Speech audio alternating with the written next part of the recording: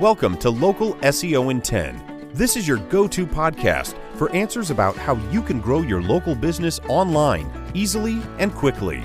Brought to you by local SEO experts Magnified Media in Walnut Creek, California.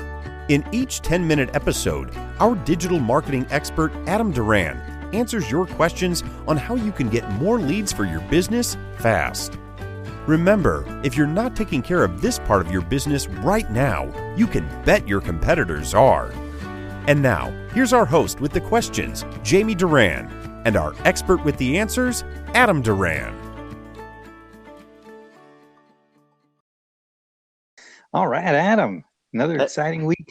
Hey, Jamie. Thank you very much. Oh, today I want to start off. I have a lot to go through, but I wanted to start off because I know you love dad jokes. So Here's a good one. What is Yelp?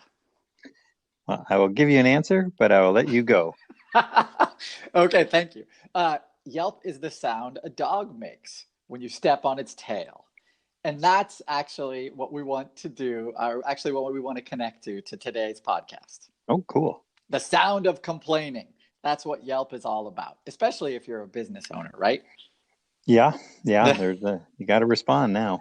Yep, you do. So today, actually, I wanted to go through how to remove a bad Yelp review. Okay. Ooh, good one. Yeah, I got a call from a future client, and they are under a coordinated attack of bad Yelp reviews. Wow. Yeah, you can pay people to do that. It sucks. And when it happens, you have to respond. So those Yelp reviews, there's really no dollar amount on how much they can help your business or hurt your business. But because we know that 80% plus of people, they check online reviews before they make any shopping decision, that these can be really, really important for making money for your business. So definitely, yeah. You definitely want to respond to them. So what do you think the first step is? Well, first determine if it's if it's one of your clients or not. Yeah, that's definitely part of that process. So we want to make sure that it is a client. So, but first we want to respond publicly. So Yelp gives you the ability to do that. You want to respond publicly. You don't want to poke the bear. So if it's a crazy person on the other end of that Yelp account, you only want to respond once. You want to be courteous. You want to show that you are not the crazy one in this interaction. So no antagonizing language. We recommend for our clients to write out a response. Don't send it. Wait a day and then revisit that response. Generally, you try and get some emotional distance. When you do get a review, you're instant. You're what you want to do and what you should do are definitely two different things. So you don't want to lash out, use bad language or anything like that, because these reviews or in your responses, they are going to be looked at by future customers. So be courteous, be kind, thank them for their constructive criticism, and invite them to return again if they can, to maybe have a better experience. So that's the first step. And that's if it's your actual customer, right? Yeah, yes. So even if it's not your actual customer, you want to be courteous. And so you want to use language that is not angry. There are, for some clients, we have some clients who are restricted by HIPAA regulations. They can't publicly say anything. So if that's the case, then you just want to respond and say, due to HIPAA requirements, we can't respond to reviews. Something like that, just to let people know that you're aware of this review and then you're working on it. Next thing, you want to respond privately if this is a customer, or even if it's not. Maybe they made a mistake. Maybe they just wanted your attention to see if the business owner cares. If you're listening to this podcast, that means you do. So you want to respond privately to them. Make sure that you understand that once you respond privately to them, they can screenshot that. So you want to make sure your language, once again, is courteous, responds to their concerns specifically, and then how you're addressing those concerns. Those are easy, right? Yeah. Okay. The next thing you want to do, Yelp gives you the ability to report that review. So have you ever reported a review? I have, yes. Okay. And then what happened? I got an email back from Yelp saying our team will review it. And then they turned it down. Pretty much, yeah. Yeah. Okay. So you got to kind of imagine the Yelp hive mind. These reports, when you report a review, the way I have heard it's handled is goes to a 23-year-old. He or she is really not paid to do anything but say no. So one way we try and get around that or try and elevate our concerns is we specifically address which of Yelp's terms of service that review could be violating. Oh. So when you're reporting that review, there's a drop down. You can choose the review is not from a customer's perspective. It's not a personal experience. Maybe it's for the wrong business, which we've had happen. The big one that we like to address, if it's not within any of those, is a review that we think includes a threat, lewdness, or hate speech. So any displays of bigotry, stuff like that. Those are easy ones to point out. So if the Yelp reviewer, calls the business shady or something like that, then we can use those words, the words, we believe this violates Yelp's terms of service because it contains a display of hate speech. It uses the word shady when describing an employee of ours or some of our big business practices, something like that.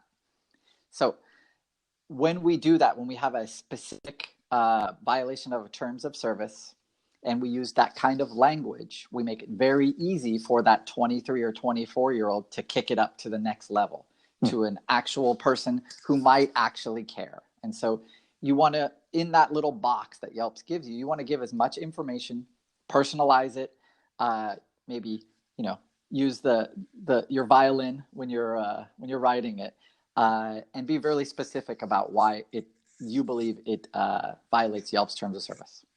Should you be writing it as if you are talking to a 23-year-old who has they've never owned a business, they don't know anything about it, but appeal to like the wokeness of it? Yes. Yeah. Oh, okay. So yeah, you can. Yeah, definitely. I would, anything that pulls on the heartstrings of anyone reading that review is good.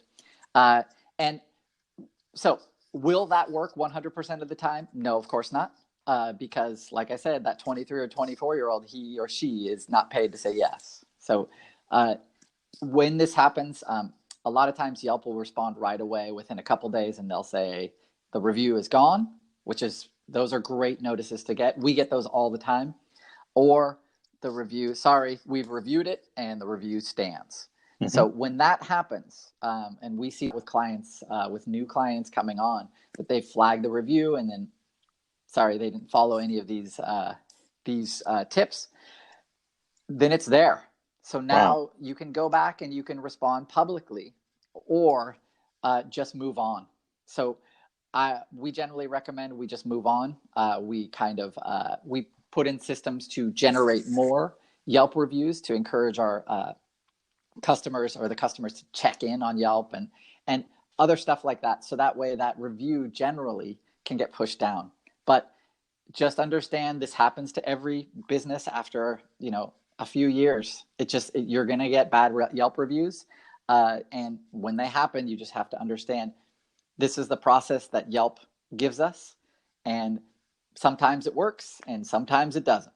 And if it doesn't, you just got to move on, kind of let go, and not look at your Yelp page. No, you definitely want to realize that it's, you'll never be able to forget it. That's what I think a lot of people don't really understand. When you go in there and say, this was the best whatever service I've ever had, I would recommend this to everyone in my family. I can't wait to go back tomorrow. 4 stars. Yeah. So see that often. Yeah, that as a business owner, when you get that, what else can we do? So when I think people just don't understand how personally, we take our businesses.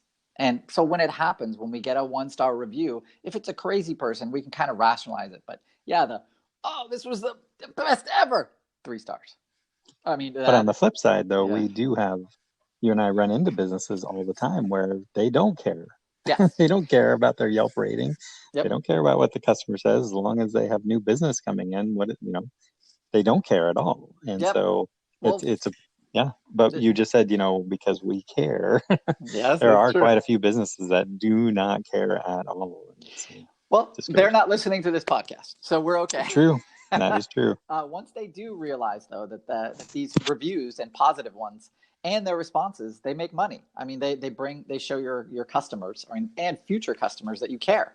And that's kind of, it comes back to the bedrock principle of we want to do business with businesses that care sure. about us. So that's what all of this kind of boils down to, is showing you care, trying to get rid of the negative reviews that violate Yelp's terms of service. There's a process in place, follow the process, and most of the time you'll be fine. Sometimes you won't. Sorry. Mm-hmm. Yeah, it's our Yelp algorithm. Yeah. All right. Do you have any concluding thoughts on this very important topic? Nope, that's all. Thanks right. very much for listening, everybody. All right. Make sure to visit us our Facebook page. Make sure to rate us on Apple iTunes. 5 stars kindly. And especially if you liked it, please write a nice comment. Thanks again. Thanks, everybody. That's all for now. Thanks for listening to this episode of Local SEO in 10 with Google local marketing expert Adam Duran. Join us each week for answers to your questions on how to best harness the power of the internet to grow your business. Speaking of questions, got some? Message us through our Facebook page, Local SEO in 10, and we'll be sure to give you your answer on an upcoming episode. This episode of Local SEO in 10 is brought to you by Magnified Media, the leading online marketing agency in Northern California, who invite you to grow your business by magnifying your online visibility and credibility. Visit them on the web at www.magnifiedmedia.com. Magnify your business, magnify your profits.